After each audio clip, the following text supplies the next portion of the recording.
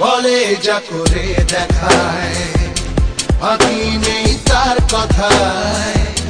সময়ের ঘড়িটাও যে চলে যেন তারই ইশারায়।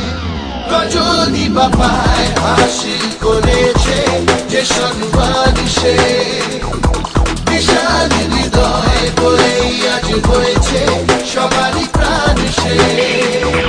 ভালোর অবতার সে, অসহায়ের ঢাল সে, আধার রাতে বিভীষিকা খারাপের কাল সে।